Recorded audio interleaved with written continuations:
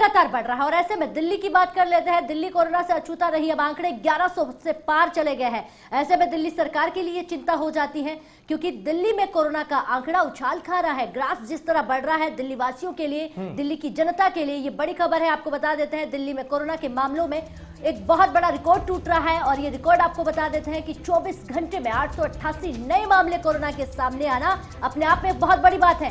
अब इसके लिए एयरपोर्ट और रेलवे स्टेशन पर यात्रियों की रैंडम जांच की जाएगी, जिसके जरिए कोरोना को रोकने का प्रयास आपदा प्रबंधन प्राधिकरण की बैठक में कल फैसला हुआ था। और इसे लेकर रैंडम जांच में कोरोना को रोकने का प्रयास दिल्ली सरकार लगातार करेगी, क्योंकि 24 घंटे में जो आंकड़ा है वो अपने आप में बहुत बड़ा है, जिस कोरोना की चेन को हमने रोका। और आज वही कोरोना लगातार फरवरी मार्च के महीने में आते आते उछाल खाता हुआ दिखाई दे रहा है। इसको लेकर दिल्ली सरकार ने कई फैसले लिए हैं, जो लगातार इस वक्त आपको बड़ी खबर के रूप में हम दे रहे हैं। तो फटाफट अंदाज में आपको बड़ी खबरें बता रहे हैं। मामला कोरोना का है, क्योंकि कोरोना के मामले बढ़ रहे हैं। राजधानी दिल्ली का जिक्र भी कर रहे हैं कि दिल्ली में बड़ी तेजी से मामले बढ़ रहे हैं और आंकड़ा चौंकाने वाला है, क्योंकि 1101 मामले राजधानी दिल्ली में आ गए हैं। इसी तरीके से अलग अलग राज्य का भी हम जिक्र करेंगे, लेकिन दिल्ली का आंकड़ा आपको बता रहे हैं, क्योंकि चौंकाने वाला आंकड़ा 24 घंटे के अंदर सामने आया है। फिलहाल बेकाबू रफ्तार है कोरोना की, कैसे इस पर काबू पाया जाएगा ये तो वक्त ही बता पाएगा। तो बिल्कुल हम दिल्ली से आपको ये जानकारी दे रहे हैं।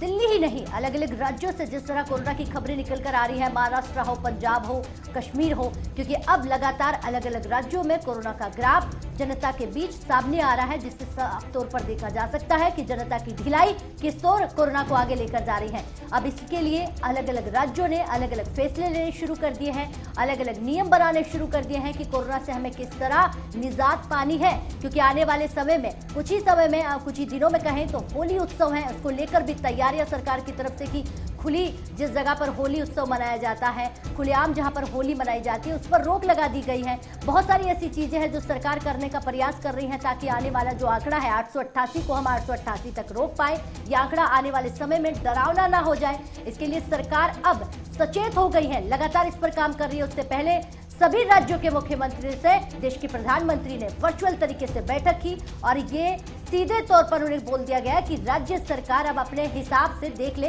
कि किस तरह कोरोना को रोकना है। हैदर अली हमारे संवाददाता इस खबर पर ज्यादा जानकारी देने के लिए जुड़ गए हैं। हैदर अली, बात कोरोना की कर रहे हैं, रिकॉर्ड तोड़ रहा है कोरोना, 888 में पहुंच गया है, 24 घंटे का ये आंकड़ा ग्राउंड जीरो पर है। आप किस तरह रोका जाएगा? दिल्ली सरकार कैसे कोरोना पर नकेल कसेगी?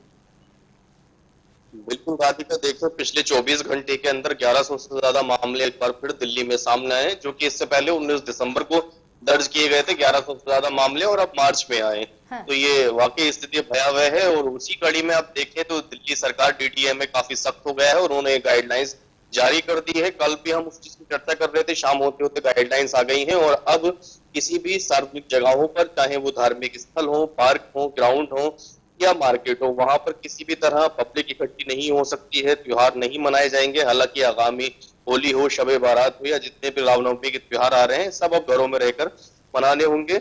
और ये एक की वजह है कि लगातार जो कोरोना में इजाफा हो रहा है, उसी के लिए कदम उठाया गया है। इसके अलावा आप देखें, केंद्र सरकार और गृह मंत्रालय ने भी ये साफ कर दिया है कि राज्य सरकारों के हाथ में ये पावर है, अगर वो चाहें तो हालातों का जायजा लेते हुए अपने क्षेत्रों में या अपने राज्यों के अंदर वीकेंड पर या किसी भी एक दिन का समय लेते हुए लॉकडाउन लगा सकती हैं या सख्ती बरत सकती हैं, वो उनके हाथ में है। और यही वजह है कि अब राज्य सरकारें सख्त होती नजर आ रही है, चाहे वो उत्तर प्रदेश हो, महाराष्ट्र हो या तमाम राज्य हो जहां कोरोना बढ़ने लगा है, सरकारें सख्त हो गई हैं।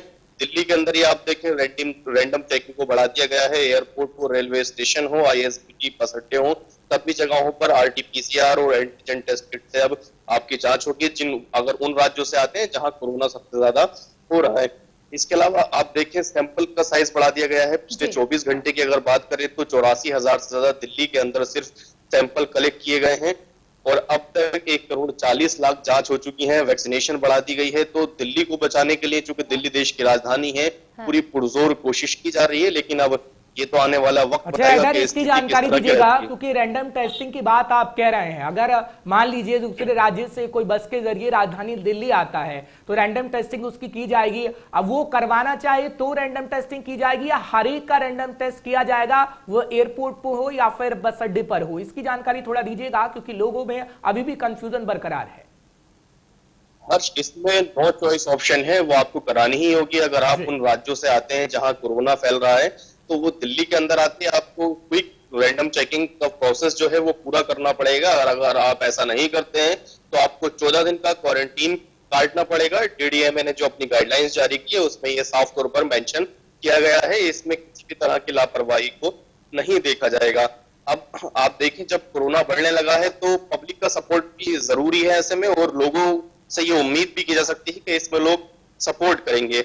और देखें, जब पिछली बार कोरोना आया था तब दिल्ली हो या देश के अलग अलग राज्यों हो, हर जगह से मदद आम जनता ने की थी, तो इस बार भी वही उम्मीद लगाई जा सकती है। हालांकि अभी भी कुछ ऐसे राज्य हैं, खासकर जहां चुनाव है, वहां बहुत ज्यादा परेशानी यह है कि बड़े नेताओं की रैलियों में बड़े बड़े संख्या में लोग इकट्ठा हो रहे हैं, वो परेशानियों का सबब जरूर बन सकते हैं।